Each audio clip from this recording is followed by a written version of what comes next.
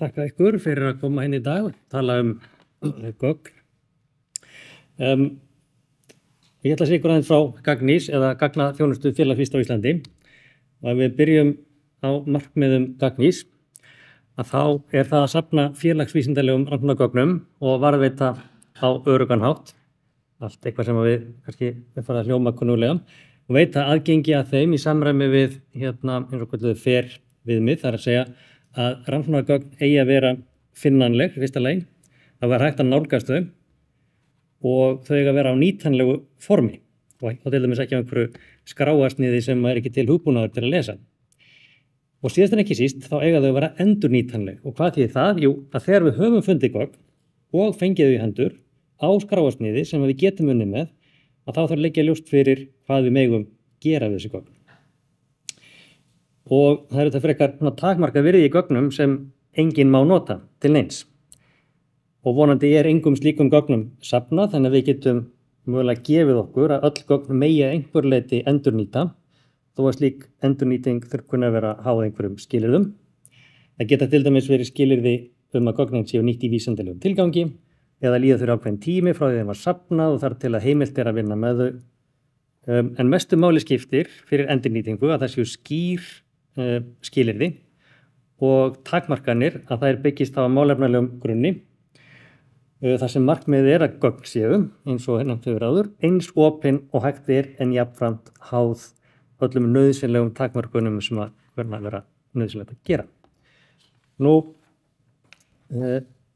Gagnís örstutt má rekja nokkur ár aftur í tímann og að vera viðbragð við óskum frá bæði gagnaeigendum að geta varðveitt gögn á öruggan hátt og svo kröfum frá fjármögnunaraðilum og tímaritum að rannsóknargögn séu aðgengileg til frekari greiningar.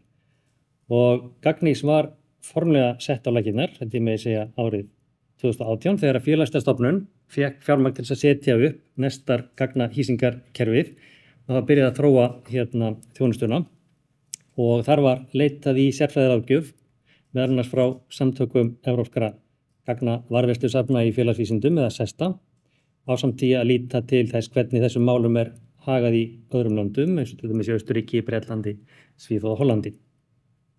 Nú árið 2020 þá voru ákveðin tímamót þegar að Félags- og menntavísindasvið Háskóli Íslands tóku höndum saman og efndu til formlegs samstarfs og fengu inn í það Háskólann á Akureyri, Háskólann á Bifröst og Háskólann í Reykjavík til þess að þróa áfram og efla Gagnís. Og þetta framtak fékk byr undir báða vængi með stuðningi frá Innviðasjóði og samstarfssjóði háskóla.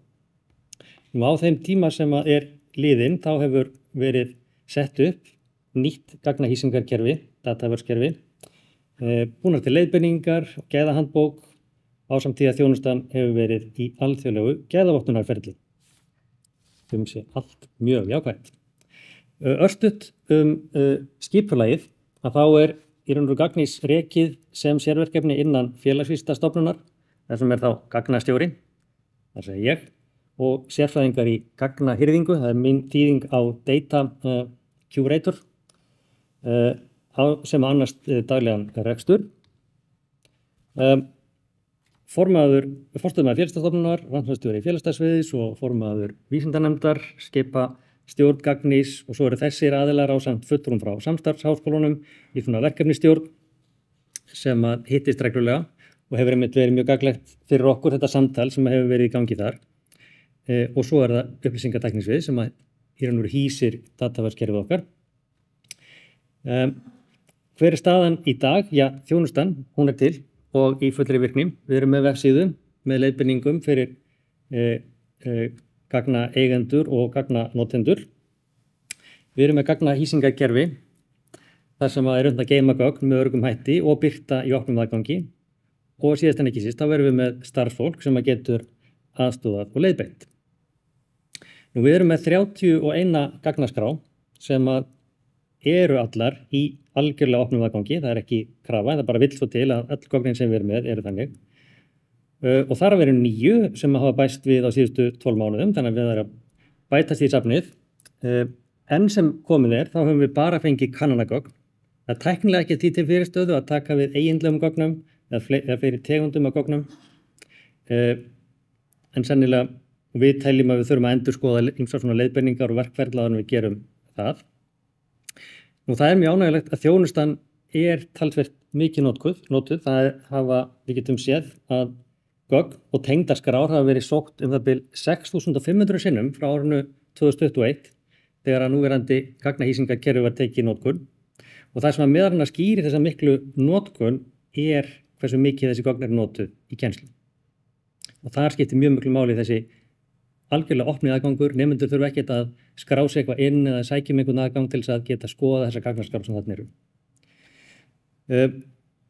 Og vonandi eru einhverjir gagnaeigendur hér í dag að velta fyrir sér að senda gögn til varðveislu hjá Gagnís og þau geti sagt að reynslan almennt svo að það hvorki flókið né tímafrekt ferli. Það raunverulega bara 4 atriði sem að þarf að uppfylla til að við getum tekið við gögnum. Í fyrsta lagi þarf að vera ljóst hver á gögnin, svo við getum gert leyfisamning. Í öðru lagi þá þarf gagnaskráin að vera tilbúin til notkunar, sem var svona félagslega máli í tíðar að það voru bara að hreinsa gögnin. Í þriðja lagi þá þurfa gögn sem eiga að fara í einhvers konar opin aðgang að vera ópersónugreinileg. Og í fjórða lagi þurfa að vera til einhver lýsigögn sem að setja gögnin í nauðsynlegt samhengi fyrir mögulega gagnanotendur. Og þegar að ræða kannanir þá þetta til dæmis framkvæmda lýsing og breytileikið. Sum sé ekki flókið mál og gögn sem á annað borð hafa verið notuð í rannsóknum ættu í raun og veru sjálfkrafa að uppfylla öll þessi skilyrði. En þessi atriði þau geta samt stundum reynst alveg ótrúlega snúin og til dæmis getur fyrsta spurningin verið svo flóknasta. Hver nákvæmlega á gögnin?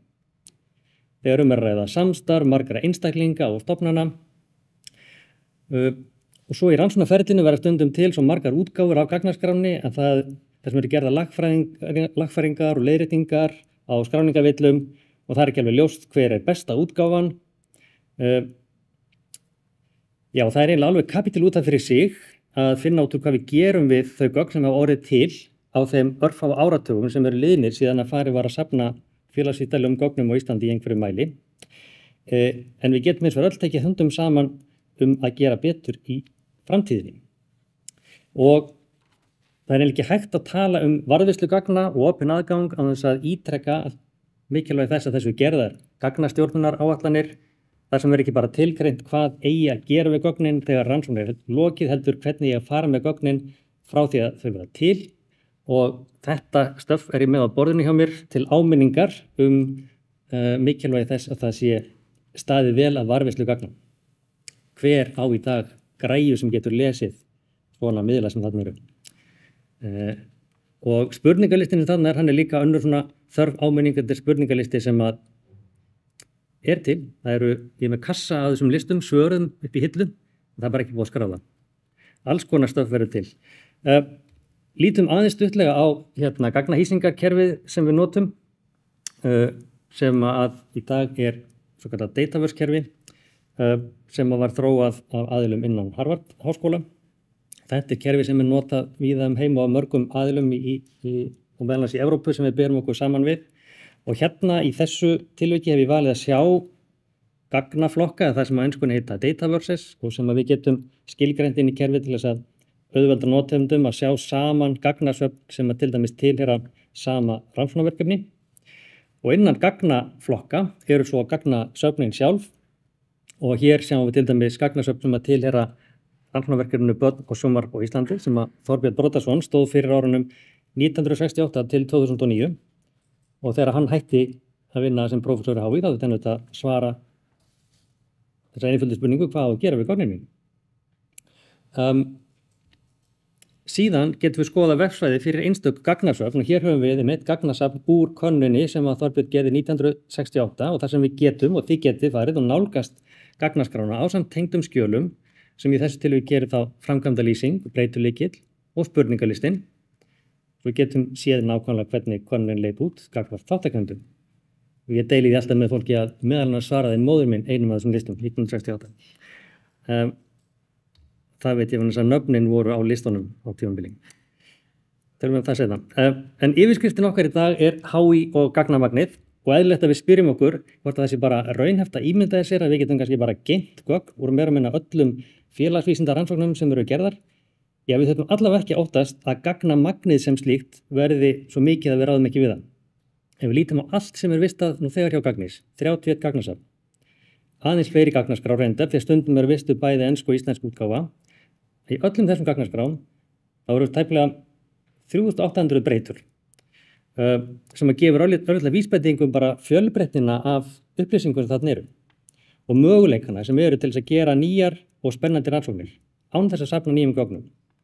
Og í þessum gagnaskrám eru 77.000 færslur sem við getum svona gróflega sagt að þess að 77.000 einstaklingar þarna, ekki allir í sömu skráni en vítt og breytt í ýmsum gagnaskrám sem hafa gefið að tímanum sínum til þess að styðja við vísindastarf og rannsóknir og eiga skilið að við látum ekki gögnin þeirra liggja ónýtt og safna ryki. Við erum þetta safna ekki ryki, við erum einhverjum svona diski en þið skilið hvað er að fara. Já, allt þetta magn á gögnum eru heil 30 megabæt. Það er svona á við 30 stafrænar ljósmyndir. Bara þessi glærusvæning sem ég er með hérna eru 3 megabæt.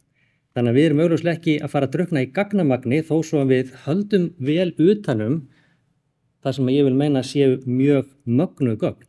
Gögn sem að eiga skilið að vera varðveitt vandlega og ekki bara fyrir okkur heldur líka fyrir komandi kynslóðir. Og þessi gögn þau eru næstum því svona eins og hérna gott rauðvín að þau verða bara betri með ára. Og elstu gögnin eru, finnst mér alltaf eiginlega mesti fjársjóðurinn. Þetta er alveg ótrúlegt að geta farið bara tilbaka í tímanum og séð hvernig krakkar svöruðu 1968. Þannig að eins og við segjum, áskorunin fyrir Gagnís er ekki í gagnamagnið. Okkur vantar enga nýja tækni, það er ekki að byggja neitt nýtt hús, en samt er verkefnið sem við stöndum frammi fyrir eiginlega frekar óárennilegt því að við þurfum einhvern veginn að komast frá núverandi stöðu þar sem því miður næstum ekkert af þeim félagsvísindalegu gögnum sem verða til eru gerð aðgengileg. Og til þess að geta það þá þurfum við fjárfestingu í mannauði, þjálfun og aðstoð við gagnaeigendur, þau sem að sýsla með gögn og svo þau sem að vilja nýta fyrirliggjandi gögn.